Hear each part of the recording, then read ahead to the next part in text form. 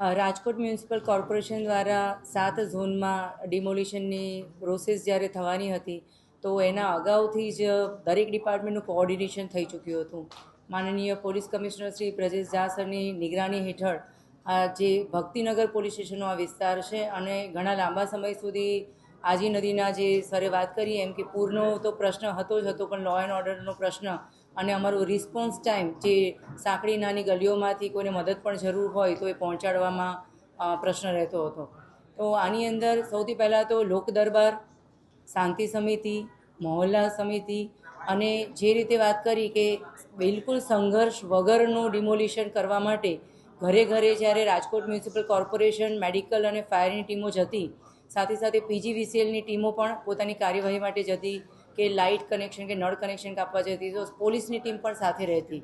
આ માટે 2000થી વધારે પોલીસ જવાનો સાથે તૈનાત રહ્યા અને માનનીય DGP સરે અમારી જે પણ રિક્વાયરમેન્ટ હતી, કારણ કે અહીંયા મહિલા, વૃદ્ધો, બાળકો સાથે રહેતા પરિવાર સાથે ડીલ કરવાનું હતું, એટલા માટે કોઈને પણ સંવેદની જે લાગણીશીલતા હોય કે કોમી લાગણી દુભાય નહીં એની સાથે પણ વર્ક કરવાનું હતું. એટલે આની અમારું જે આખું કમ્પોનેન્ટ હતું એમાં 50% કમ્પોનેન્ટ અમે મહિલા પોલીસનો યુઝ કર્યો. એમાં 8 SRPF કંપની અને સ્પેશિયલ એક્શન ટાસ્ક ફોર્સ જે RAFની તર્જ ઉપર બનાવવામાં આવી છે, 2 SAF કંપની અમને ફાળવવામાં આવી અને આખું જે ટેકનોલોજી અને હ્યુમન ઇન્ટેલિજન્સ બંનેની મદદ આપણે લીધી. ડ્રોન સર્વેલન્સથી માંડી અને સોશિયલ મીડિયા મોનિટરિંગથી માંડી અને ગ્રાઉન્ડ લેવલ ઉપર પ્લાનિંગ જે છે એ કરવાથી માંડીને અમારા વોચર્સ જે છે એમણે ખૂબ એક્ટિવ રોલ આની અંદર ભજવેલો છે. જે પણ વાત કરીએ કે આજે ખોલીઓની વાત કરીએ કે ઓડિયોની વાત કરીએ તો આની અંદર અનેક ગુનેગારો છેલ્લા 10-15 વર્ષ અમારા પોલીસના ચોપડે નોંધાયેલા ગુનેગારોની વાત કરીએ તો હિસ્ટ્રી સીટર્સ, અસામાજિક તત્વો, ટપોરીઓના ઘણા બધા અડ્ડાઓ અહીંયા પનપી રહ્યા હતા. જુગારના અડ્ડા હોય કે દારૂનો અડ્ડો હોય કે નદી કિનારે દેશી દારૂની ભઠ્ઠીઓ હોય કે પછી NDPSના મોટા મોટા ડ્રગ્સના રેકેટ પકડ્યા હોય. છેલ્લામાં છેલ્લી ફાયરિંગની ઘટના ઘટી એમાં અમે ગુસ્સી ટોકમાં અમારી ક્રાઇમ બ્રાન્ચે જેમને પકડ્યા છે એવી ગેંગો પણ અહીંયા એમને આશ્રય સ્થાન રહેલું હતું.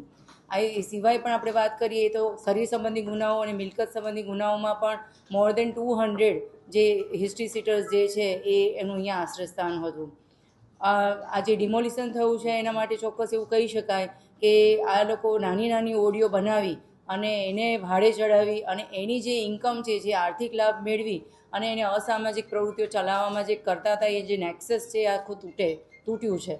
અને વ્યાજખોરી જે છે કે એ જે પૈસો જે છે એ જે પણ જરૂરિયાતમંદ હોય એને ઊંચા વ્યાજે આપવાનું અને એને આખા વ્યાજના ચક્રમાં ફસાવી અને એનું શોષણ કરવાનું જે ચક્ર છે એ પણ આમાં તૂટશે.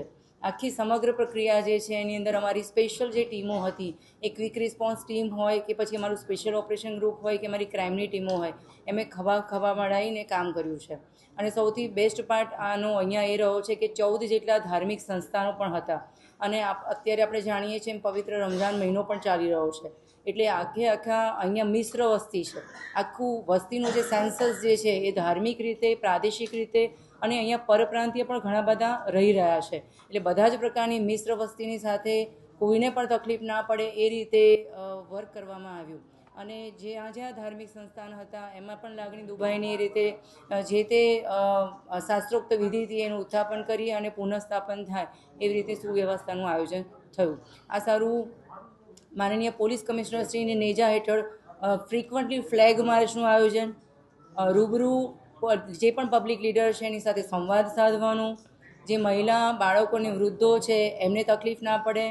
અત્યારે ડેબ્રિજ હટાવવાની કામગીરી ચાલે છે તો ભંગાર વીણવાવાળા કે નાની મોટી રોજગારીની લાલચ છે કે કુતૂહલતાવશ કોઈ આવતું હોય તો એ પણ દબાઈ ના જાય અને એક પણ હર્ડલ્સ ના થાય. ઇલેક્ટ્રિસિટીથી માંડીને કોઈ શોર્ટ સર્કિટથી માંડીને કોઈ પણ દુર્ઘટના ના ઘટે એના માટે મેડિકલ, ફાયર અને કોર્પોરેશનની ટીમની સાથે મળી અને પોલીસ ડિપાર્ટમેન્ટે આ સમગ્ર ઓપરેશન જે છે એ હાથ ધરેલું હતું. આ રોડની અંદર જે 33,750 હતી એની અંદરના દબાણો 497 દબાણો એની અંદર હતા અને નદી કાંઠામાં 992 દબાણો હતા. આમ કુલ દબાણો 1489 જે અમારા મેજર થયા.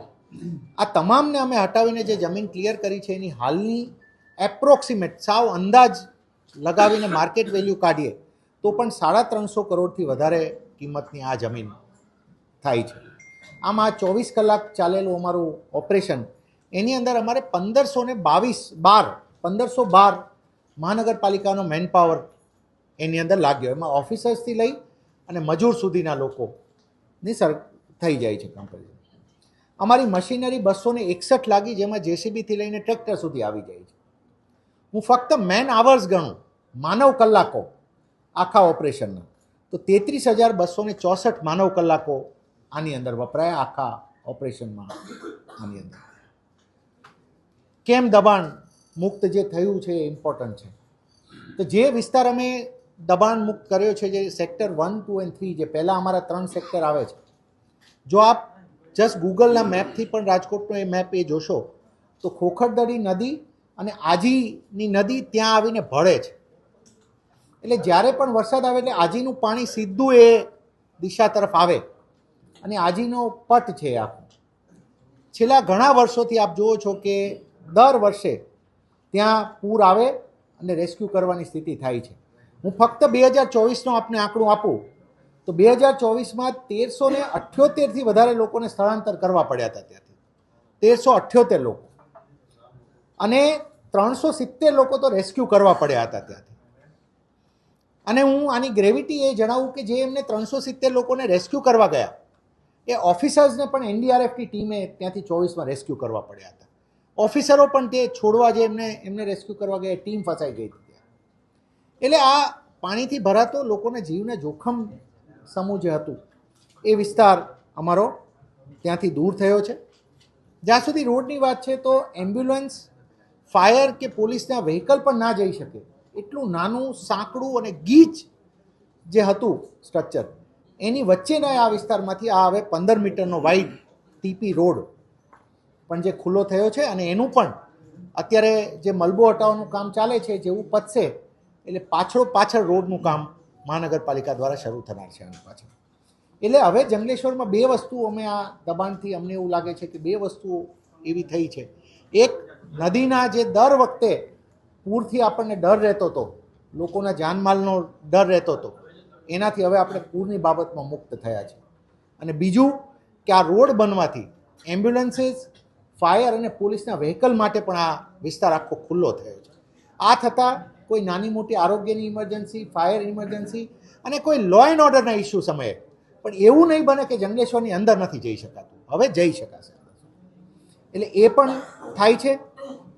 મિત્રો, જ્યાં સુધી લોકોને આવાસ આપવાની એ બધી વાત છે તો રાજકોટ મહાનગરપાલિકા આજ સુધીમાં 36,541 આવાસ 101 પ્રોજેક્ટ હેઠળ આપી ચૂકી છે.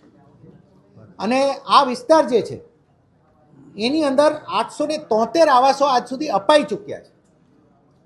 873 મિત્રો એ અપાઈ ચૂક્યા છે કોઈને કોઈ ફેઝમાં. અમે ડિમોલિશન કર્યું ને તો 2-4 વસ્તુઓ જે ધ્યાન આકર્ષક આપને કહીએ કે જે આપણે બધા, મેં આપને પહેલાં પણ કીધું કે we wanted to talk informally as well. કેમ કે એક મહત્ત્વનો મુદ્દો, કાચા મકાનો તો અમને નહિવત જેવા મળ્યા છે, જે કાચા માટીના નહિવત અમુકને ગણીએ ફક્ત ઉપર સ્લેબ ના હોય ને એવા આશરે 500 જેવા મકાનો છે, પણ પાકા ફક્ત પતરા હોય ઉપર, એવા 500 જ છે. આ જે 1500ની આપણે વાત કરીએ છીએ, 1400 ઉપર 1500. બાકી જે 989 મકાનો છે એ વિગત થોડી વિચારવા જેવી છે. આ 500ની બાબતમાં પણ હું આપને કહું, આ 500માંથી અમને 250 એવા મકાનો મળ્યા કે જે એકદમ આઈડેન્ટિકલ લાઈનથી છે. આપ સમજો, 250 મકાનો અલગ અલગ એવા લાઈનમાં છે. એટલે હું 250 આઈડેન્ટિકલ નથી કહેતો, પણ આમ તમને 10-10, 15-15, 100-100, 50-50 એવી ઓરડી સેમ લાગે.